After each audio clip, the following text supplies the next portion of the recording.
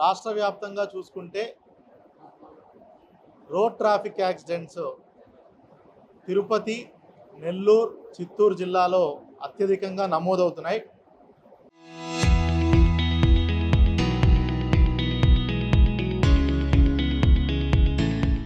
వీటిల్లో యావరేజ్గా తిరుపతి జిల్లాలో road traffic accidents per year 550 నుంచి 560 మంది పర్ ఇయర్ చనిపోతున్నారు. వీటికి అనేక కారణాలు ఉన్నాయి. ముఖ్యంగా చూసుకున్నట్టయితే మనకి నేషనల్ హైవే నెట్వర్క్ విపరీతంగా పెరగటం, అదేవిధంగా రోజువారీ స్వామివారిని దర్శించుకునే భక్తులు రోజురోజుకు పెరుగుతుండటం, వాళ్ళు కూడా లాంగ్ డిస్టెన్స్ నుంచి ఇప్పుడు చూసుకున్నట్టయితే వైజాగ్, హైదరాబాద్, విజయవాడ, బెంగళూరు, చెన్నై ఇంకా దూరం నుంచి కూడా వాళ్ళందరూ బై రోడ్ బై వెహికల్ రావటం, ఓవర్ కెపాసిటీతో రావటం, ఓవర్ స్పీడ్తో రావటం, ప్రాపర్ రెస్ట్ లేకుండా కంటిన్యూస్గా డ్రైవ్ చేయటం, అదేవిధంగా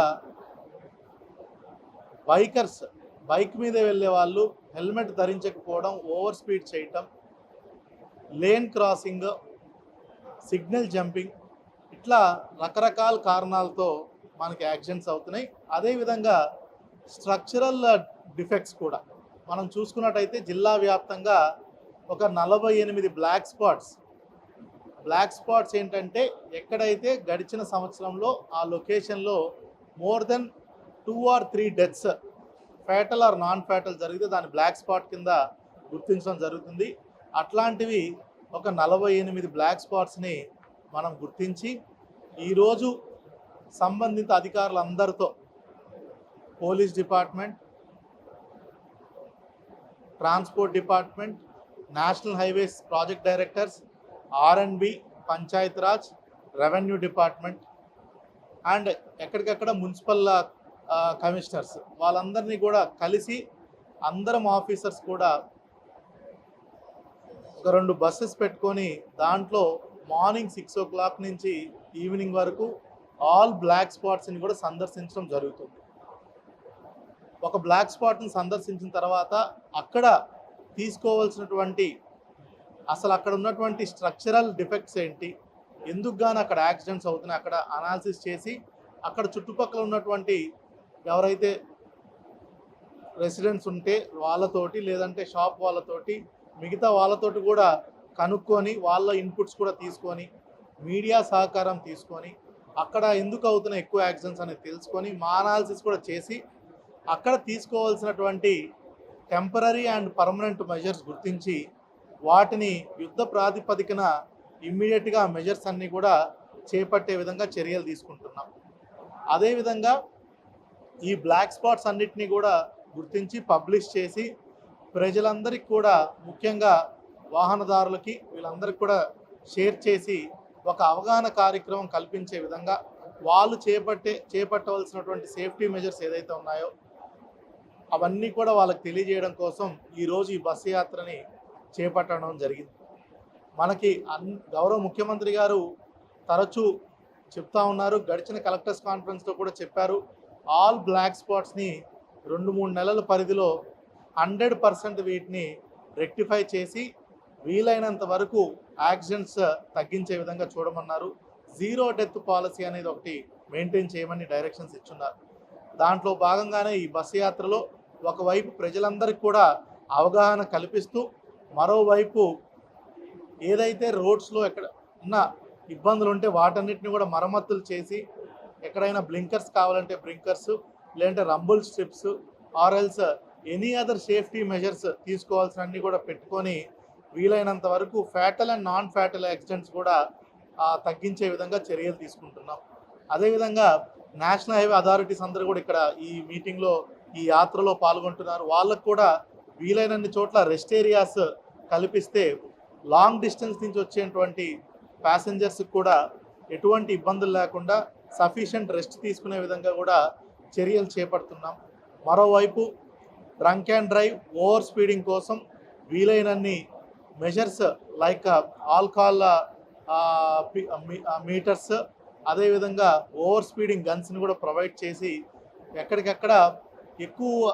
ఆల్కహాల్ కన్సమ్ చేసి డ్రైవ్ చేసే వాళ్ళు, ఓవర్ స్పీడ్ చేసే వాళ్ళకు కూడా చెక్ పెడుతున్నాము. అదేవిధంగా హైవేస్ అమ్మటి కూడా మనకి నేషనల్ హైవేస్ అమ్మటి కూడా వాళ్ళ పెట్రోల్ వెహికల్స్ ప్రతి ఒక్క 50 కిలోమీటర్స్కి ఒకటి ఉండే విధంగా ఆ 50 కిలోమీటర్స్ పరిధిలో మినిమం 3-4 ట్రిప్పులు రోజు వేసే విధంగా కూడా చర్యలు తీసుకుంటున్నాం. అదేవిధంగా మనకి మేజర్ యాక్సిడెంట్స్ ఏంటంటే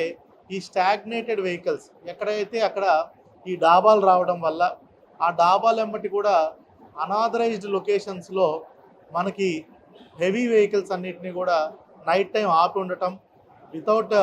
బ్యాక్ సైడ్ రేడియం స్టిక్కర్స్ కూడా లేకపోవడం వల్ల బ్యాక్ సైడ్ నుంచి వస్తున్నటువంటి వెహికల్స్ వాటిని హెడ్ ఆన్ కొలిజన్ చేసి చాలా ఫ్యాటల్ యాక్సిడెంట్స్ జరుగుతున్నాయి. సో ఎక్కడ పడితే అక్కడ వెహికల్స్ ఆపకుండా ఓన్లీ ట్రక్ బైలైన్స్లోనే వాటిని ఆపే విధంగా కూడా చర్యలు తీసుకుంటున్నాం. ఇట్లా ఒక సిస్టమేటిక్గా కాంప్రిహెన్సివ్గా మనం ప్లాన్ ఆఫ్ యాక్షన్ చేసుకొని ఈ రోజు నుంచి ఈ బస్సు యాత్ర చేసిన తర్వాత ఒక 50 డేస్ టైం ప్లాన్ పెట్టుకొని ఈ మెజర్స్ అన్ని ఇంప్లిమెంట్ చేసి ఎక్కడ కూడా యాక్సిడెంట్ జరగకుండా వీలైనంత వరకు తగ్గించే విధంగా కూడా చర్యలు తీసుకోవడానికి తిరుపతి జిల్లా యంత్రాంగం, గౌరవ తిరుపతి ఎస్పీ గారు, మిగతా అధికారులందరూ కూడా ఈరోజు కలిసికట్టుగా ఈ కార్యక్రమాన్ని చేపట్టడం జరుగుతుంది. రహదారి భద్రతలో భాగంగా ముఖ్యంగా ఒకవైపు అవగాహన కార్యక్రమాలు ఏర్పాటు చేస్తూ అందరికీ అవగాహన కల్పిస్తూ మరోవైపు చట్టాలను పూర్తిగా ఇంప్లిమెంట్ చేస్తూ ముఖ్యంగా బస్సు యాత్రలో అందరూ అధికారులు కోఆర్డినేషన్తో అన్ని ప్రాంతాలని ముఖ్యంగా రోడ్ యాక్సిడెంట్ ప్రోన్ ఏరియాస్ని విజిట్ చేస్తూ ఆ ప్రాంతంలో ముఖ్యంగా టెంపరీ మెజర్స్ ఏం కావాలి, పర్మనెంట్ మెజర్స్ ఏం కావాలి అనేది ఈరోజు పూర్తిగా పరిశీలించి గౌరవ కలెక్టర్ గారు, తర్వాత అందరూ all highway authorities, revenue, police and concerned RTA శాఖ విభాగాలు అందరూ కలిసి ఐడెంటిఫై చేసి ఇమీడియట్గా గౌరవ కలెక్టర్ గారు చెప్పినట్లుగా 50 రోజుల ప్లాన్లో భాగంగా టెంపరీ ఆల్ సొల్యూషన్స్ని ఇంప్లిమెంట్ చేయడం, పర్మనెంట్ సొల్యూషన్స్ని ఎన్హెచ్ అథారిటీ వాళ్ళతో మాట్లాడి అక్కడ అండర్ పాస్లు కావాలా లేదా ఇంకా బ్లింకర్స్ కావాలా ఇవన్నీ కూడా పూర్తి చేయడానికి ఒక బృహత్ కార్యక్రమాన్ని ఈరోజు తిరుపతి జిల్లా గౌరవ కలెక్టర్ గారి ఆధ్వర్యంలో అన్ని డిపార్ట్మెంట్స్ కలిసి కోఆర్డినేషన్తో వెళ్ళడం జరుగుతుంది. ఈ బస్సు యాత్ర ద్వారా ఒకవైపు సమస్యలను గుర్తించడం, సమస్యలు పరిష్కరించడం, అదేవిధంగా అందరికీ అవగాహన కల్పించడం, అన్ని అధికార శాఖలు ఒక రోడ్ యాక్సిడెంట్స్ నిర్మూలించడానికి ఒక పోలీస్ యంత్రాంగము ఎన్ఫోర్స్మెంట్ ఆఫ్ లా ఒకటే అనేది పనిచేయదు. ఒకవైపు ఎన్ఫోర్స్మెంట్ చేస్తూ చట్ట ప్రకారం, మరోవైపు అవగాహన కల్పించడం, వ్యక్తిగతంగా కూడా వారి క్రమశిక్షణ రావాలి. ఓవర్ స్పీడ్ చేయడము, రోడ్డు భద్రతా నియమాలు పాటించడము, ఇవన్నీ కూడా ఇండివిజువలిస్టిక్ మేనర్